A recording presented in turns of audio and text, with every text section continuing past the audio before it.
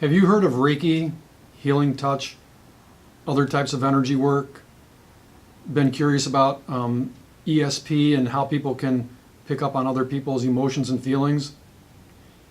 If you're interested in understanding one explanation for how that can happen, or if in the past you've been skeptical, keep watching and I think I can convince you as to how all this might be actually possible.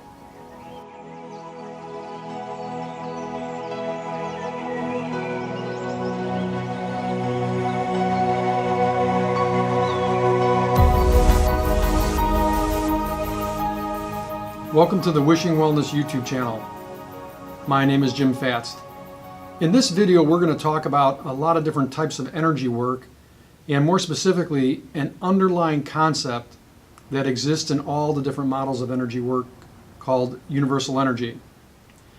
For over 20 years I followed a very traditional career path, and I went to a whole series of traditional schooling and academic education. And it was towards the later years of my life I found out there were a lot of things that in practice and in theory I couldn't describe very well. I started turning towards gathering more information on energy work, Reiki, healing touch, auras on people, extrasensory perception and how those kind of things could work. And I came to that from a basis of academia and kind of a scientific process. So I had to figure out for myself how this could possibly be, and I developed one explanation that I'd like to cover in this video. So I'd like to start by taking a look at this chart that I'm going to show on the screen. This chart is the periodic table of elements.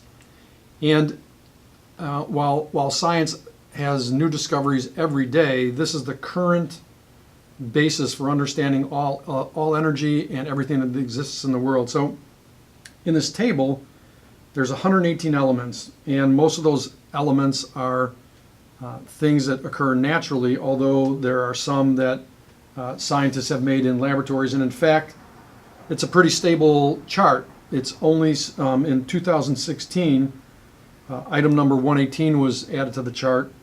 It's called organocin, and it was just seen for a few hundred thousandths of a second in a laboratory. But for the most part, everything that exists in the universe that we're aware of, living things, non-living things, matter and stuff that's out in outer space, everything can be explained by a combination of these elements.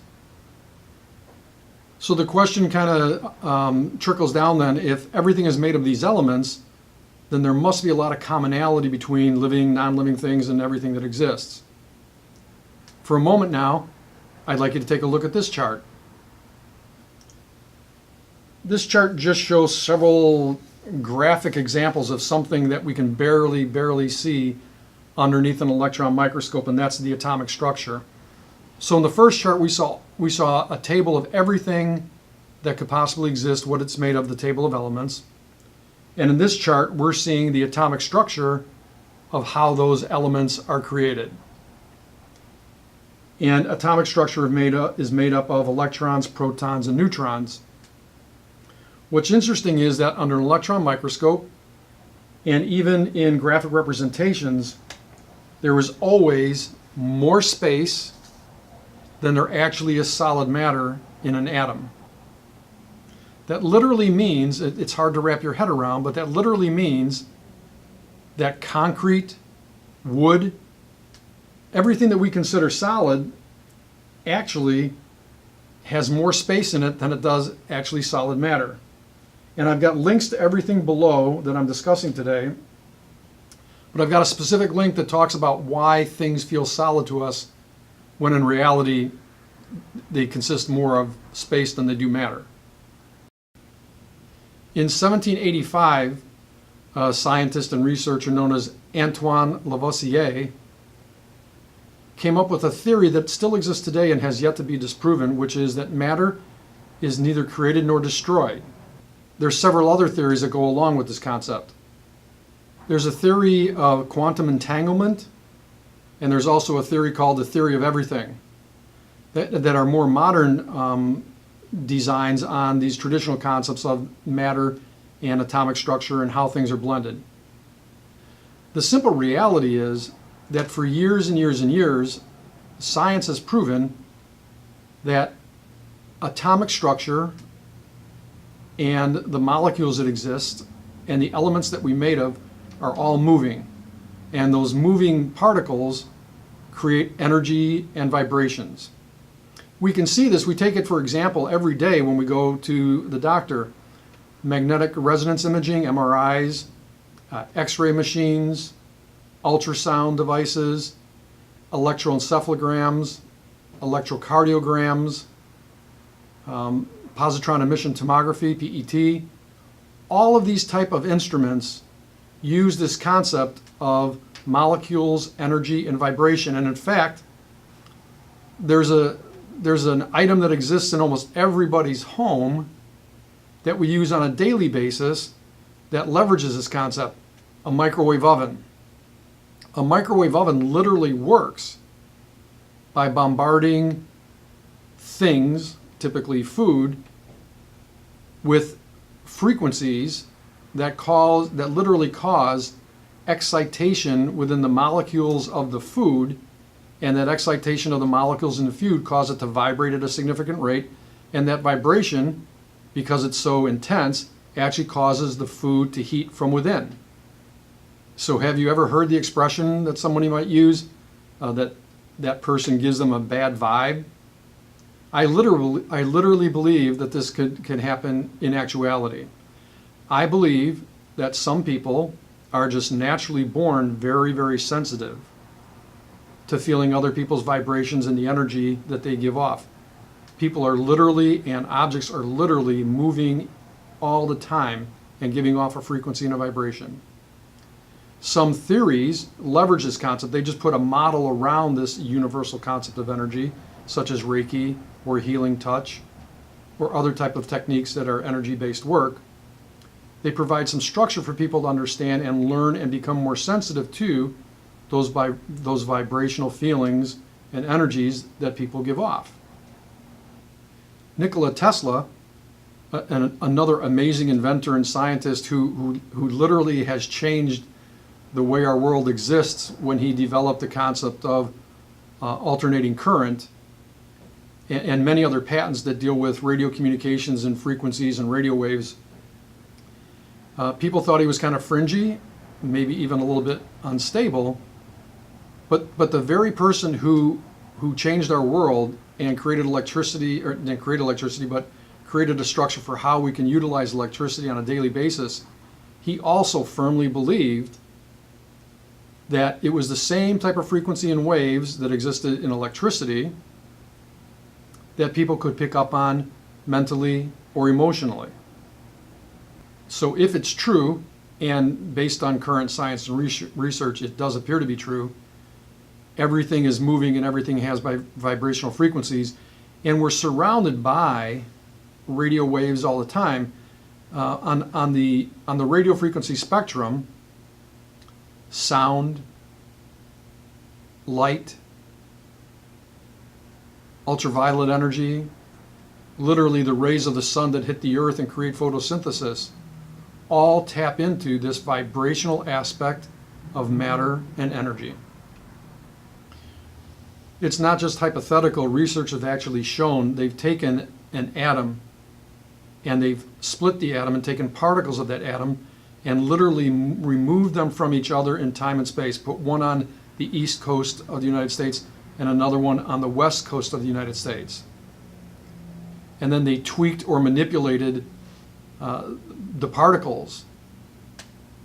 And it's true that the particles on the other side of the coast responded to stimulation to the particles on the opposite side of the coast, showing that through some amazing miracle or process, this quantum entanglement occurs, where that even when something is split from a matter perspective, it still has a connection across time and space.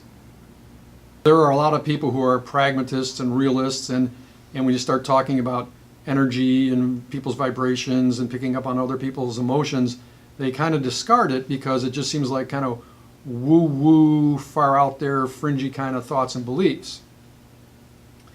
And I used to, as I said in the beginning of the video, I used to be in that camp. But over time, I have really moved toward believing that we are all connected, that if we are open to sensations, our own internal power, and our own internal senses, that we can literally pick up on vibrations of other people and their emotions, and it provides a concept for me in which I can fit the ideas of Reiki, healing touch, and other kind of things that people feel have no real proof. To me, I can fit in this category of real energy, real matter, real atomic vibrations, and real atomic structure. In my clinical practice as a licensed mental health counselor and as a massage therapist, I've seen people that have come into me and they just seem to have a general stress and they feel overwhelmed or bombarded. They're very affected when they're around people who are negative or in negative situations, or they have a heightened sensitivity to people's emotions and how life is affecting them. And when I have a discussion with these people about energy, vibrations, and how we're all connected, it really helps them understand the possibility for why, because of their heightened sensitivity, they may actually be more impacted by their situation, by people, and their environment.